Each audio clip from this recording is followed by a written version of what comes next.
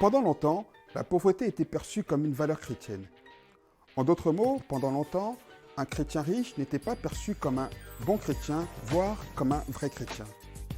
Et puis voilà que depuis quelques décennies, les choses semblent avoir complètement changé.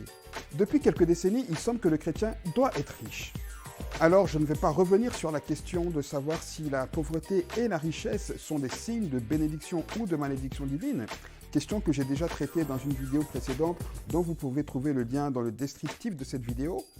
Mais par contre, j'aimerais me pencher sur la question de savoir si tous les chrétiens doivent être riches ou si tous les chrétiens peuvent être riches. À toutes et à tous, bonjour.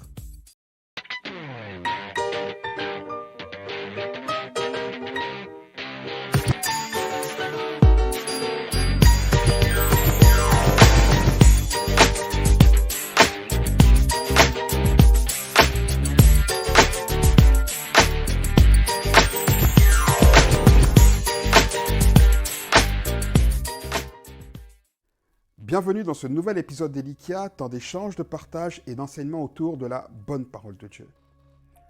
Comme vous le savez certainement, la richesse est un concept qui peut varier d'une personne à une autre, d'un lieu à un autre, et qui peut varier en fonction des différents critères sociaux, économiques et culturels. Mais pour la grande majorité des populations, la richesse ce n'est rien d'autre que le fait de posséder de nombreux biens matériels.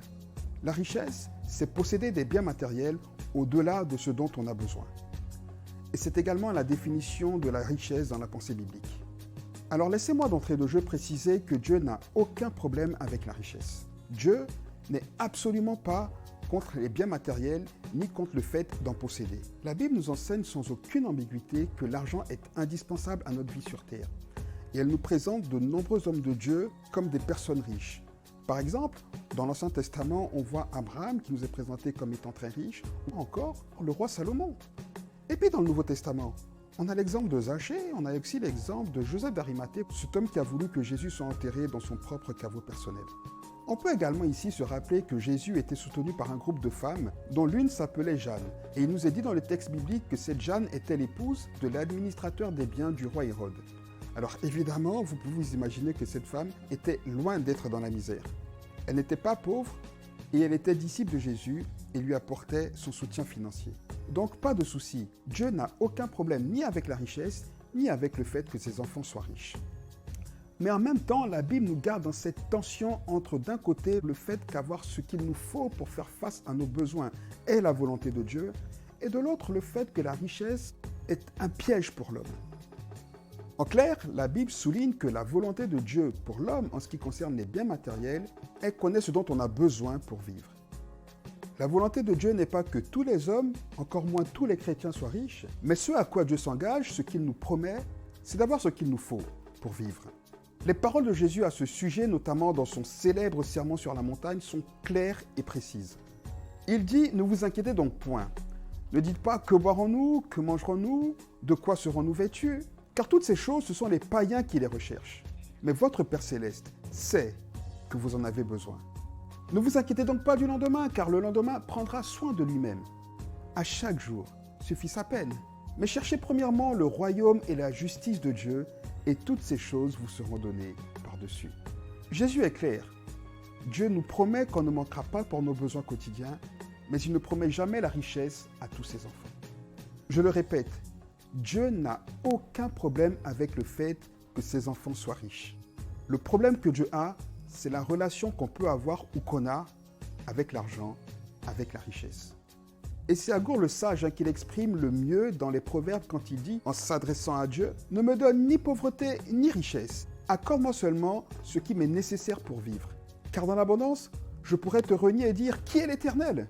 Ou bien alors, pressé par la misère, je pourrais me mettre à voler et ainsi déshonorer mon Dieu. » Comme le dit si bien Agour, la richesse devient presque toujours une pierre d'achoppement pour l'homme. Soit il en fait un coussin de sécurité sur lequel il se repose davantage que sur Dieu lui-même. Et comme vous le savez, ce sentiment de sécurité vient souvent avec un sentiment de pouvoir qui est toujours accompagné de son compagnon fidèle qui est l'orgueil, le premier ennemi de la foi. Ou alors, comme le souligne aussi Agour, face au manque, face à la difficulté, face à la misère, face au manque d'argent, les voies tortueuses de nos cœurs se manifestent toujours. Et alors, on est souvent prêt à tout pour s'en sortir. À tout souvent au détriment de notre relation avec Dieu, au détriment de notre obéissance, de notre soumission à Dieu. Souvenez-vous de l'histoire de ce jeune homme riche qui est venu vers Jésus en l'interpellant, lui disant qu'il cherchait à accéder à la vie éternelle et lui demandant comment accéder finalement à la vie éternelle. Et rappelez-vous qu'alors que Jésus discutait avec ce jeune homme pour lui montrer les voies vers la vie éternelle, il est arrivé que Jésus demande à cet homme en lui disant que le meilleur moyen pour lui finalement d'accéder à la vie éternelle était de renoncer à ses biens en les vendant pour ainsi suivre Jésus avec l'assurance d'avoir la vie éternelle. Et la Bible nous dit que ce jeune homme fut très triste parce qu'il était très riche. Et plus loin, on se rend compte que la richesse de cet homme a été un obstacle pour lui, un obstacle pour obéir finalement à la voix de Dieu. Mais le problème de ce jeune homme n'était pas son amour pour Dieu. Je ne pense pas. Son problème n'était pas non plus le fait qu'il soit riche. Je ne pense pas non plus. Par contre, son problème était qu'il aimait sa richesse et qu'il aimait sa richesse plus que Dieu lui-même. Et c'est là le problème que Dieu a vis-à-vis de la richesse. Car comme le dit très justement l'apôtre Paul, l'amour de l'argent est la racine de tout maux.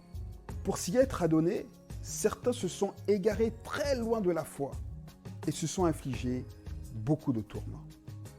Il nous faut accepter que tout le monde n'a pas la capacité d'être riche et en même temps d'être détaché de l'argent.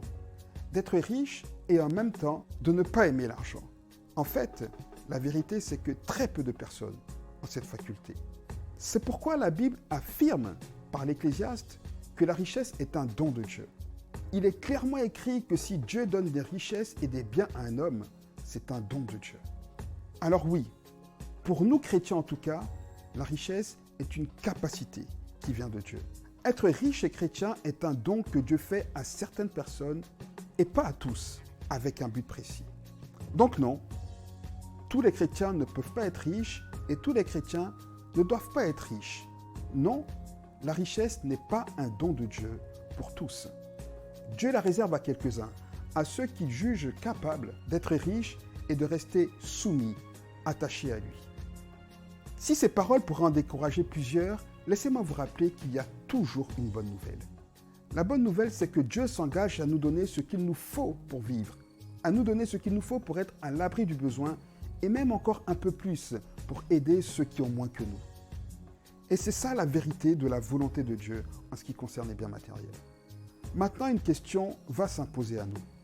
Est-ce qu'on en est satisfait? Est-ce qu'au final, on s'en satisfait? Chacun devrait se sonder pour être au clair sur son rapport à l'argent, pour savoir finalement après quoi est-ce qu'il court. Est-ce que ton but est d'en avoir assez pour être à l'abri du besoin et un peu plus pour aider et être en bénédiction pour d'autres? Ou alors d'amasser par amour de l'argent et de tout ce qu'il peut te procurer, notamment ce sentiment de sécurité et de pouvoir? Quoi qu'il arrive, n'oublions pas que nul ne peut servir de maître. Car ou il haïra l'un et aimera l'autre, ou il s'attachera à l'un et méprisera l'autre. Personne de nous ne peut servir Dieu et Mammon. Je vous laisse avec ces paroles en priant que Dieu vous bénisse. À bientôt. Encore une fois, je vous rappelle, pour ceux qui ne l'ont toujours pas fait, que vous pouvez vous abonner et nous rejoindre sur notre page Facebook et notre chaîne YouTube pour avoir accès à toutes nos vidéos.